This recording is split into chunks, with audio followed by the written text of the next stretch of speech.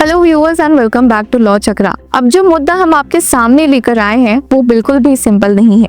ये सिर्फ एक पॉलिटिकल पार्टी के रजिस्ट्रेशन का सवाल नहीं है, बल्कि ये सवाल है कि जब पॉलिटिकल पार्टी के ऑब्जेक्टिव्स रिलीजियस हो जाते हैं तो क्या वो डेमोक्रेसी एंड सेक्युलरिज्म के बेसिक प्रिंसिपल से टकराते हैं। और जब ऐसा कंफ्यूजन हो तो सुप्रीम कोर्ट क्या करती है। क्या होगा जब पॉलिटिक्स और रिलीजन आपस में इतने घुल मिल जाए कि इंडियन कॉन्स्टिट्यूशन को ही वायलेट करने लगे। ऐसे में जुडिशरी क्या फैसला लेगी। इसी बैकड्रॉप में आई है एक बहुत इंपॉर्टेंट केस सुप्रीम कोर्ट में जस्टिस सूर्यकांत और जॉय माल्या बख्शी के सामने, जहां पर ऑल इंडिया मजलिस ए इत्तेहादुल मुस्लिम AIMIM के रजिस्ट्रेशन को कैंसिल करने की डिमांड की गई है। अब इस पार्टी के करंट लीडर है असाउद्दीन ओवैसी। तो अब सवाल ये है कि क्या सुप्रीम कोर्ट ने इस पार्टी को बैन किया है या नहीं, इस वीडियो में हम देखेंगे। लेकिन बात सिर्फ यहाँ तक खत्म नहीं होती है। इस केस में कोर्ट ने कुछ ऐसे इम्पोर्टेंट ऑब्जर्वेशंस दिए हैं जो सिर्फ एक पार्टी तक सीमित नहीं है। ये ऑब्जर्वेशंस पूरे पॉलिटिकल सिस्टम को टच करते हैं और ये समझना जरूरी है कि सुप्रीम कोर्ट का रियल स्टैंड क्या था। सबसे पहले तो समझते हैं कि मुद्दा क्या था। एक petitioner Tirupati Narasimha Murari, president of Shiv Sena Telangana wing, ने सुप्रीम कोर्ट का दरवाजा खटखटाया। उनका कहना था कि AIMIM एक रिलीजियस ऑब्जेक्टिव्स वाली पार्टी है जो सिर्फ मुस्लिम कम्युनिटी के लिए काम करती है और ये सेक्युलरिज्म के प्रिंसिपल का वायलेशन है, इसलिए उसका registration as a political party ही कैंसिल कर दिया जाना चाहिए। अब पिटिशनर के लॉयर हैं एडवोकेट विष्णु शंकर जे, और उन्होंने आर्ग्यू किया कि AIMIM का कॉन्स्टिट्यूशन खुद ये दिखाता है कि पार्टी का मकसद सिर्फ एक पर्टिकुलर रिलीजन को सर्व करना है और ये वायलेट करता है representation of the people act,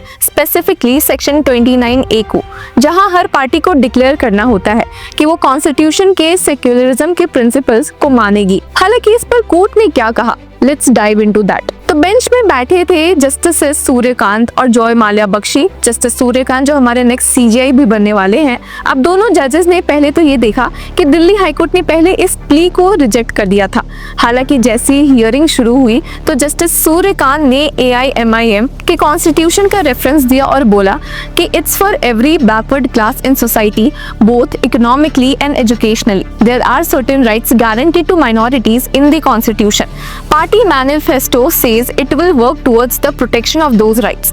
यानी कि ये पार्टी सिर्फ एक कम्युनिटी के लिए तो है ही नहीं, बल्कि बैकवर्ड सेक्शंस के लिए काम करने की बात कर रहा है और कॉन्स्टिट्यूशन भी माइनॉरिटीज को प्रोटेक्ट करता है। हालांकि पिटिशनर के लॉयर एडवोकेट विष्णु शंकर जे ने ये पॉइंट उठाया कि it also says it will promote Islamic education amongst Muslims. Discrimination is this that today if I go before ECI and seek registration with a Hindu name and say I want to teach the Vedas, I will not be registered.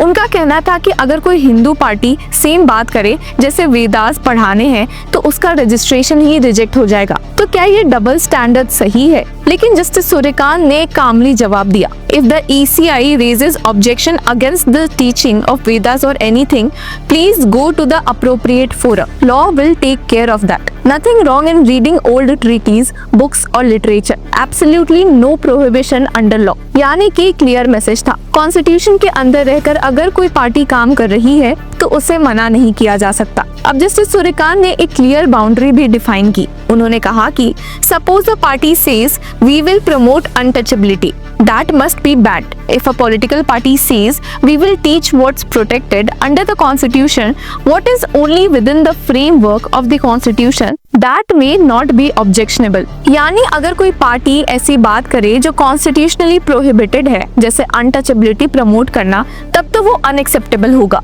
लेकिन अगर party constitution के protection में आने वाली चीजें promote करे तो वो चैलेंज नहीं की जा सकती। अब पिटिशन ने अभिराम सिंह जजमेंट का भी रेफरेंस दिया जिसमें सुप्रीम कोर्ट ने बोला था seeking votes in the name of any religion is a corrupt practice. उन्होंने आर्ग्यू किया कि जब रिलीजन के नाम पे वोट्स मांगना इलीगल है तो फिर एक पार्टी जिसका नाम और ऑब्जेक्टिव रिलीजियस हो उसका रजिस्ट्रेशन कैसे वैलिड हो सकता है। इस पर जस्टिस कांत ने एक और इम्पोर्टेंट रिमार्क दिया, you may be right, there is some grey area, file a petition which does not name any particular person और accuses everyone. There are some parties which rely on caste sentiments that's equally dangerous. यानी supreme court ने ये acknowledge किया कि ये एक grey area है, एक ऐसा जोन जहां लॉ कंप्लीटली क्लियर नहीं है। लेकिन कोर्ट ने एक डायरेक्शन भी दी कि फाइल अ ब्रॉडर पिटिशन। नाम लेके सिर्फ एक पार्टी को टारगेट मत करो, सिस्टम लेवल रिफॉर्म्स की बात उठा। कोर्ट ने एक प्रैक्टिकल सोल्यूशन सजेस्ट किया, प्रेजेंट पिटिशन को विड्रॉ करो और नई रिट पिटिशन फाइल करो, जिसमें आप इलेक्शन रिफॉर्म्स और रिलीजियस ऑब्जेक्टिव्स वाली पॉलिटिकल पार्टीज पर एक लार्जर कॉन्स्टिट्यूशनल चैलेंज उठाओ। तो सुप्रीम कोर्ट ने अब रिकॉर्ड में लिखा, Learned counsel for the petitioner seeks permission to withdraw the present petition with liberty to file a writ petition in which he wishes to make a prayer for reforms in respect of the political parties on different grounds. Permission granted. अब ये छोटी जीत नहीं थी petitioner के लिए। Supreme court ने उनका current plea reject किया, लेकिन उनको फ्यूचर में बड़ा कॉन्स्टिट्यूशनल चैलेंज फाइल करने का फुल लिबर्टी दिया है। और वैसे भी दिल्ली हाई कोर्ट ने ऑलरेडी ये क्लैरिफाई कर दिया था कि AIMIM का रजिस्ट्रेशन वैलिड है, इसलिए क्योंकि AIMIM fulfilled the legal requirement that the constitutional documents of a political party should declare that it bears true faith and allegiance to the constitution as well as to the basic tenets of socialism, secularism and democracy। यानी कि जो law के paper requirements है AIMIM उन पर खरा उतरता है। ये केस सिर्फ AIMIM तक सीमित नहीं है। इस केस ने एक और बड़ा सवाल उठाया है। जब पॉलिटिकल पार्टीज अपने आइडेंटिटी, रिलीजन, कास्ट या रीजनल सेंटिमेंट्स के बेसिस पर बनाती है, तो क्या वो सेक्युलर डेमोक्रेसी के आइडल्स के अगेंस्ट जाते हैं? और सुप्रीम कोर्ट का स्टैंड क्या था? The Constitution provides protection to minorities. Having a religious identity is not illegal as long as it stays within the framework of the Constitution. There are some gray areas in the system where more clarity is needed. Broader judicial reforms are necessary.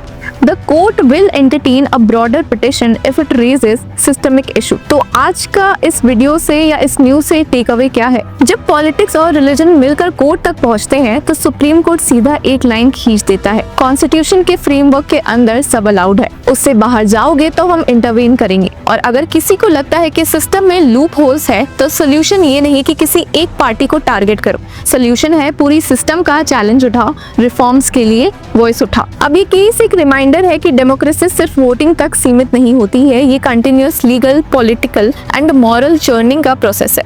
अगर आप चाहते हो कि future में political parties का registration strictly secular और neutral हो, तो उसके लिए पिटिशन सिर्फ कोर्ट नहीं, पब्लिक डिबेट में भी होनी चाहिए। क्योंकि जब तक हम लॉ और कॉन्स्टिट्यूशन के लिमिटेशंस को समझकर रिफॉर्म की डिमांड नहीं उठाएंगे, तब तक ये ग्रे एरिया एक्सप्लॉयटेशन का स्कोप देते रहेगा। सिटीजंस, मीडिया एंड जुडिशरी तीनों को मिलकर ये डिसाइड करना होगा कि पॉलिटिकल पार्टीज का फ्यूचर सेक्युलर होगा या ऐसे ही रिलीजन या कास्ट के नाम पर वोट्स इकट्ठा किए जाएंगे। तो व्यूअर्स, आपकी क्या राय है? हमें कमेंट सेक्शन में जरूर बताएं और तब तक के लिए कीप फॉलोइंग लॉ चक्रा।